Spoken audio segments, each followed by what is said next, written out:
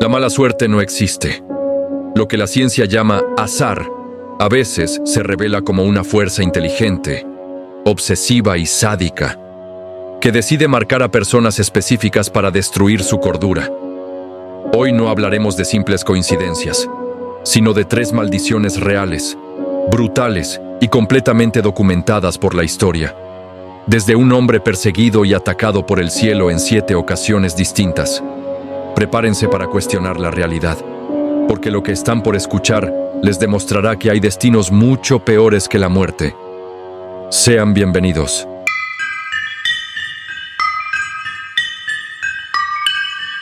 ¿Creen en las posibilidades? ¿Creen en la suerte? ¿Creen en la mala fortuna? ¿Crees que algún día te puedas levantar y ganarte la lotería? Pues esto es un hecho que todos pensamos en infinitamente poco probable. Podrías vivir 1000 años y, aunque la jugaras todos los días, lo más seguro es no ganarla. Y sí, así de difícil es ser el señalado por el azar cuando ese azar tiene miles de millones de personas de probabilidad para llegar a ti. Pero hay hechos en el mundo que, al contrario de hacerte todo un privilegiado, le podríamos llamar una aberración del destino, un ser completamente maldito.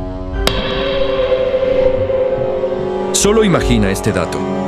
La probabilidad de que un rayo caiga sobre ti es de 1 en 1.000.000. Solo detente a pensar que tienes la desdicha de que tú seas ese uno. Sin duda, si sobrevives, dirías: soy la persona más desafortunada del planeta. Pero lo que vivió Roy Cleveland Sullivan era más que un caso de mala fortuna. Lo de él parecía una cacería celestial implacable. Esta condena comenzó a manifestarse en abril de 1942, dentro del Parque Nacional Shenandoah, en Virginia.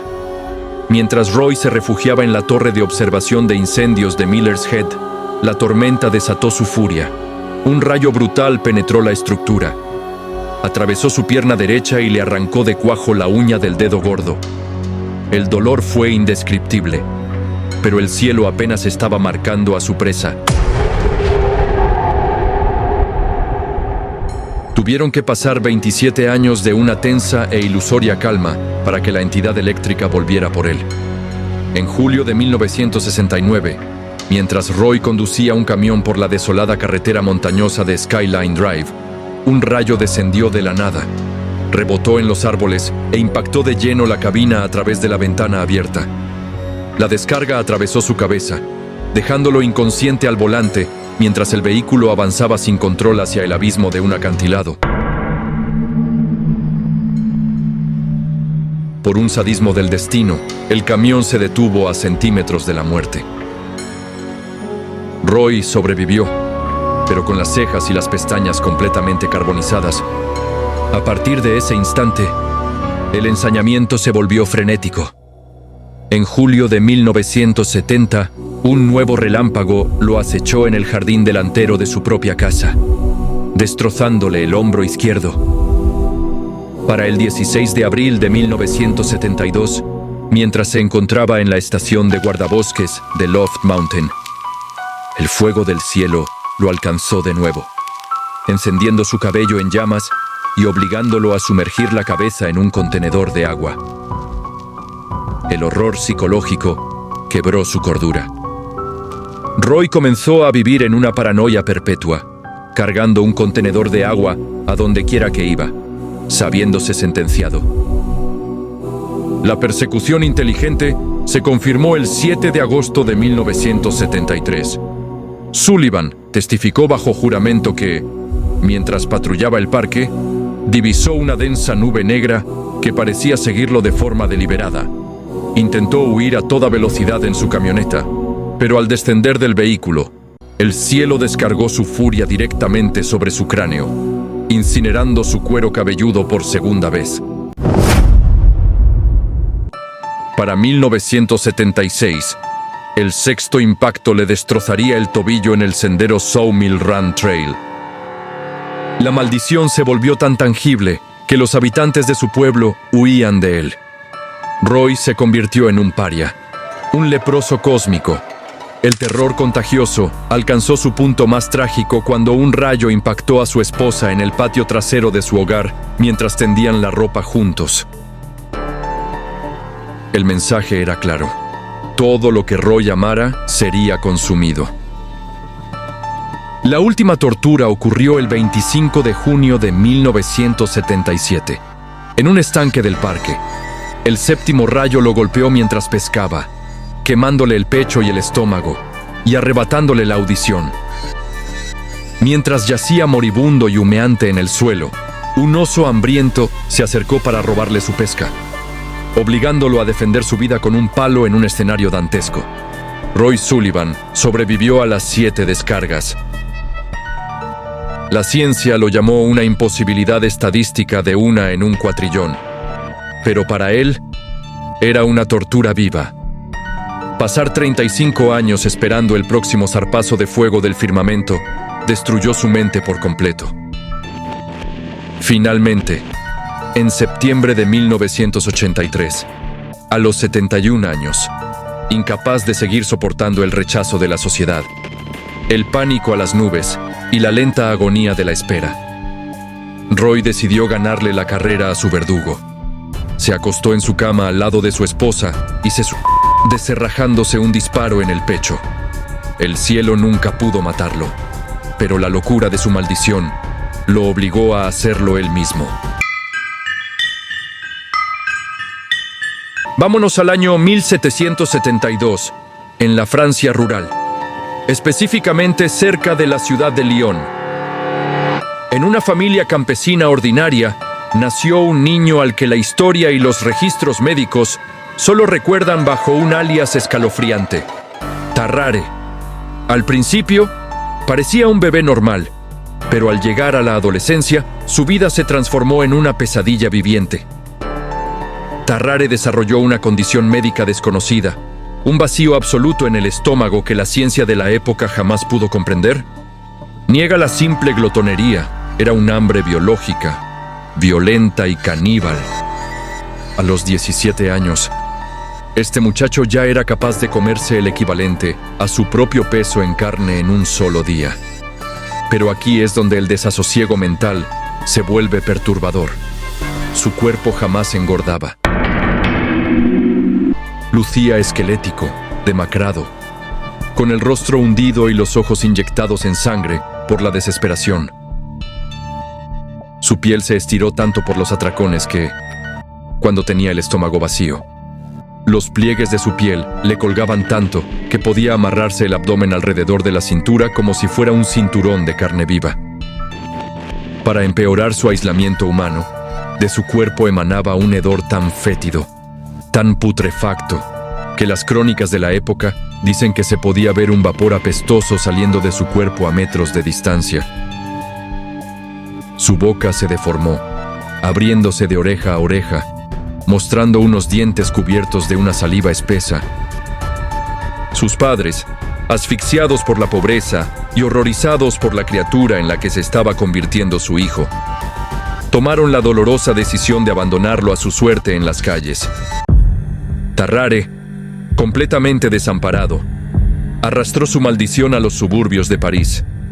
Para no morir de inanición, se convirtió en un fenómeno de feria ambulante. Imagina el nivel de degradación humana frente a multitudes de curiosos que pagaban unas monedas. Tarrare se tragaba piedras grandes, tapones de corcho, manzanas enteras sin masticar. Pero el público exigía un espectáculo más macabro y siniestro. La desesperación del muchacho lo llevó a aceptar desafíos que desafiaban la naturaleza misma frente a la audiencia. Tarrare era capaz de consumir criaturas íntegras y sin procesar, asimilando especies pequeñas enteras ante la mirada atónita de los presentes. El escenario se transformó en un altar de repulsión donde los límites entre el comportamiento humano y el instinto salvaje desaparecieron por completo, dejando al público suspendido entre el morbo y la incredulidad. En 1792, la guerra estalló en Europa y Tarrare terminó enlistado en el ejército revolucionario francés. Pensó que allí tendría comida segura, pero las raciones militares eran una miseria para el demonio que llevaba dentro. Empezó a enfermar por el hambre, cayendo exhausto. Fue trasladado al hospital militar de Solzhusen. Allí, los cirujanos en jefe, el doctor Baron Pierre-François Percy y el doctor Courville, quedaron estupefactos al ver que este paciente se escabullía en la noche para comerse los desechos orgánicos de la basura y las vendas usadas. El ejército vio en su maldición una utilidad sombría y lo convirtieron en espía. Le hicieron tragar una caja de madera con documentos secretos para que la transportara en sus intestinos a través de las líneas enemigas en Algovia. Con tan mala fortuna, fue capturado por el ejército prusiano, brutalmente torturado, colgado en un simulacro de ejecución que casi le quita la vida, y finalmente arrojado de vuelta a Francia con la mente completamente destrozada. Al regresar al hospital, la prisión de su carne se volvió incontrolable, quebrando la última frontera de la cordura. Los registros oficiales del barón Percy detallan escenas que provocan un profundo espanto cerebral. En la penumbra de la noche, los enfermeros descubrieron a Tarrare en las salas de sangría, consumiendo los fluidos médicos del suelo. Peor aún, lo encontraron en la oscuridad de la morgue, profanando los restos de los fallecidos para alimentarse de ellos.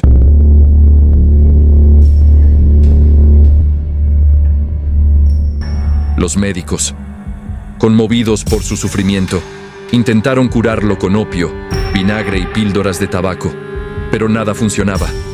Tarrare lloraba, les suplicaba de rodillas que le quitaran esa maldición, que quería volver a ser un humano normal. El pozo en su interior no tenía piedad. El clímax de este horror existencial ocurrió cuando un bebé de apenas 14 meses, que estaba internado en el hospital, desapareció misteriosamente de su cuna durante la noche. El pánico se apoderó de la institución.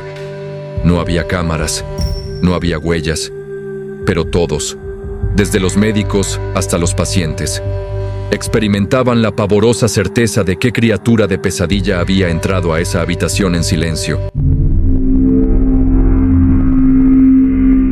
El barón Percy, superado por el asco y la imposibilidad de convivir con un ser indomable, expulsó a Tarrare del hospital con la ayuda de la seguridad militar.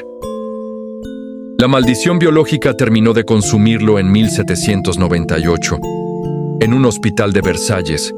Con apenas 26 años, Tarrare murió postrado en una cama, devorado por una tuberculosis severa y una dolencia intestinal terminal. El miedo de los médicos era tanto que casi nadie quería examinar sus restos.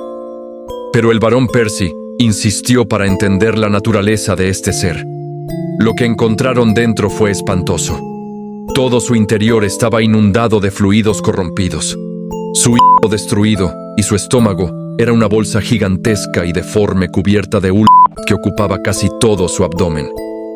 Tarrare pasó a los libros de historia médica no como un paciente, sino como una advertencia, una prueba viviente de que, a veces, la peor de las fortunas no cae del cielo, sino que se gesta silenciosamente dentro de tu propio ADN, transformándote en un paria rechazado por tu propia especie.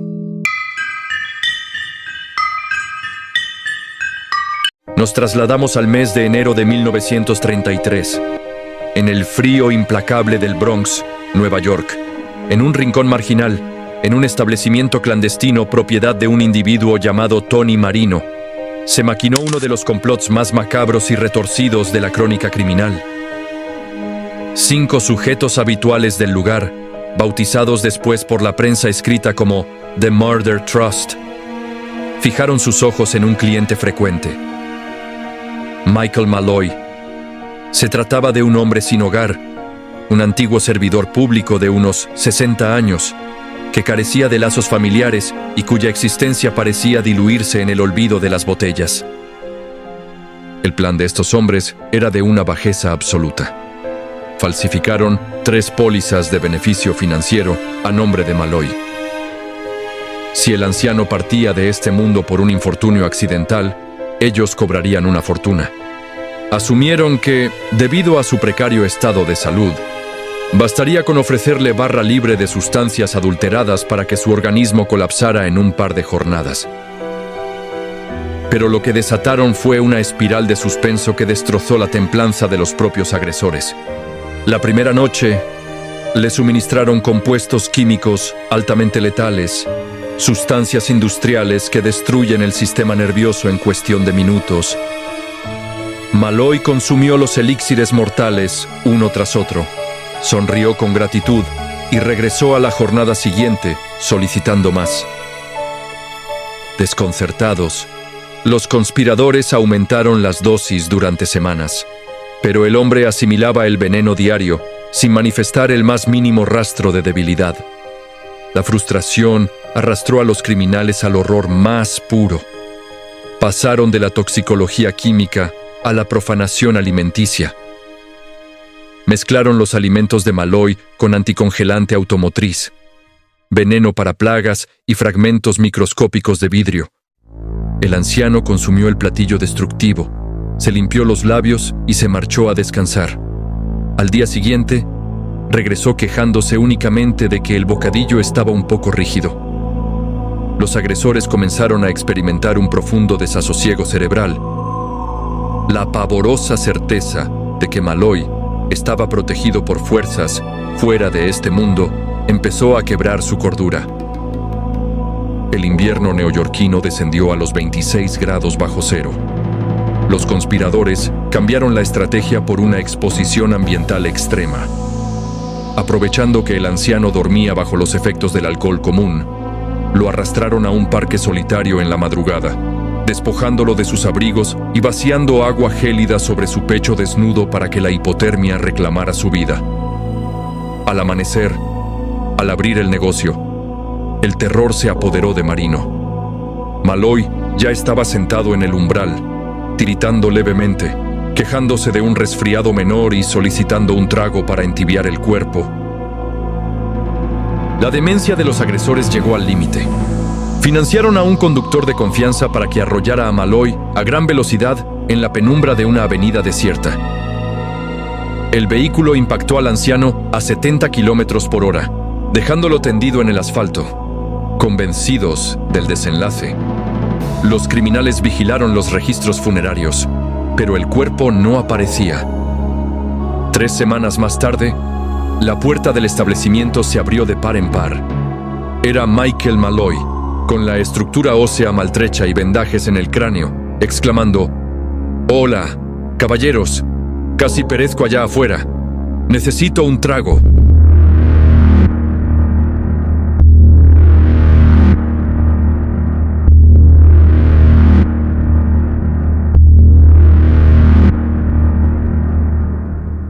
La asombrosa resistencia de la víctima se había transformado en la maldición de sus propios verdugos. Finalmente, el 23 de febrero de 1933, consumidos por la desesperación y el miedo a ser descubiertos, alteraron el suministro de aire de la habitación donde Malloy descansaba utilizando gas doméstico hasta apagar su último aliento. Sin embargo, el destino cobra sus facturas.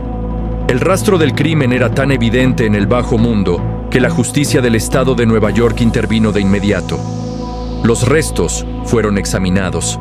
El complot se desmoronó y el juicio de 1933 se convirtió en un hito mediático cubierto por el The New York Times.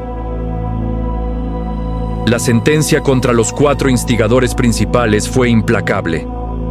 Terminaron sus días en la rigidez de la silla eléctrica de la prisión de Sing Sing.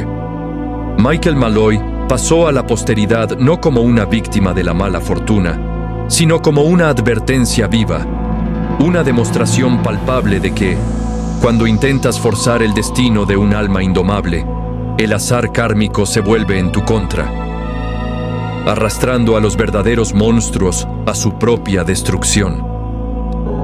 Si te gustó este video, dale like y suscríbete. Compártelo a un amigo al que también le apasionen estos misterios. Activa la campanita para que sigamos bajando juntos por un peldaño de historias macabras, siniestras y dantescas como esta. Hasta pronto.